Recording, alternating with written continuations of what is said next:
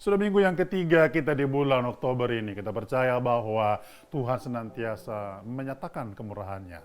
Bahkan perlindungan Tuhan selalu ada pada kita. Minggu yang ketiga ini, tema firman Tuhan bagi kita bersama-sama. Masih dalam kaitan gereja sehat bersaksi, penanaman dan pertumbuhan gereja. Penanaman dan pertumbuhan gereja. Kisah Rasul pasal yang kedua 41 sampai 42 berkata, orang-orang yang menerima perkataan itu memberi diri dibaptis dan pada hari itu jumlah mereka bertambah kira-kira 3.000 jiwa. Mereka bertekun dalam pengajaran Rasul dan dalam persekutuan dan mereka selalu berkumpul untuk memecahkan roti dan berdoa.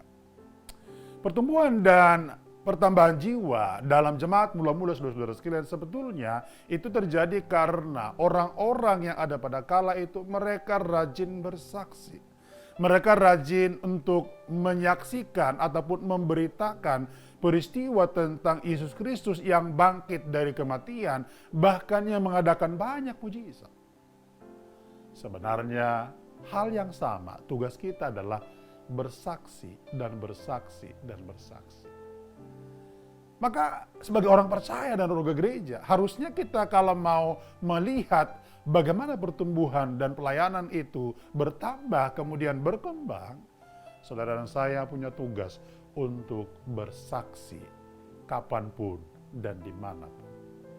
Yang menarik adalah kalau kita mempelajari jemaat mula-mula, maka setiap kali mereka bersaksi tentang Kristus Yesus, maka ada mujizat yang terjadi dan kemudian pertambahan jiwa-jiwa pun terjadi. Saya sangat percaya harusnya ini menjadi bagian yang kita lakukan juga di tengah-tengah gereja di mana kita ada. Sudah barang tentu sudah sekalian kita harus memikirkan bersama-sama tugas kita untuk bersaksi.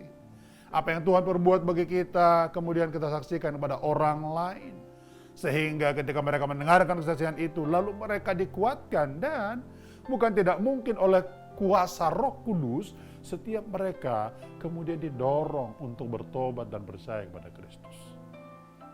Saya berdoa, biar semua yang kita lakukan menjadi bagian yang mendatangkan pertumbuhan jemaat. Apa makna ataupun apa tujuan daripada kesaksian yang kita lakukan? Yang pertama, menyatakan kemuliaan Allah. Semua kesaksian kita harusnya, saudara-saudara sekalian, harus menyatakan kemuliaan Allah. Seperti yang terjadi pada jemaat mula-mula, kalau saudara baca dalam Kisah Rasul pasal 2 ayat 3 dikatakan, maka ketakutanlah mereka semua, sedang rasul-rasul itu mengadakan banyak mujizat dan tanda. Mujizat dan tanda, saudara sekalian, itu pada akhirnya membuat orang kemudian kagum kepada perbuatan Allah dan pada akhirnya mereka memuliakan Allah. Jadi bersaksi dalam kaitan saudara sekalian kemudian melahirkan mujizat Tuhan itu tidak boleh menjadi kesombongan, tetapi harus memuliakan Tuhan. Yang kedua, tujuan bersaksi saudara sekalian harus membawa dampak bagi masyarakat. Dampaknya jelas dialami oleh masyarakat sehingga kesaksian kita membuat mereka percaya pada Kristus, lalu mereka terdorong untuk menjadi pengikut Kristus yang setia. Saya sangat berharap di sini letaknya semua kita bersama-sama harus kemudian bersaksi sedemikian rupa. Sehingga ada banyak orang-orang yang kemudian mengalami dampak daripada kesaksian itu. Bukan hanya untuk enak didengar, tetapi ada dampak. Karena itu pastikan setiap kali engkau bersaksi pada orang lain, ada dampak yang dibawa. Yang ketiga, melahirkan petobat baru. Jadi, saudara sekalian, kesaksian yang kita berikan harusnya membawa orang mengalami pertobatan.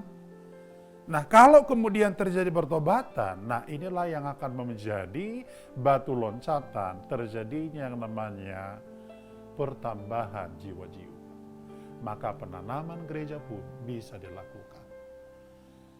Apa yang dilakukan oleh jemaat mula-mula, harusnya ini menjadi contoh dan teladan bagi kita bersama-sama. Karena itu, saya mendorong kita bersama-sama, bersaksilah dan bersaksilah dan bersaksilah, maka engkau akan menjadi alat tangan Tuhan yang kemudian membawa orang-orang mengalami dampak dan mereka bertobat, yang pada akhirnya pertambahan jemaat akan terjadi.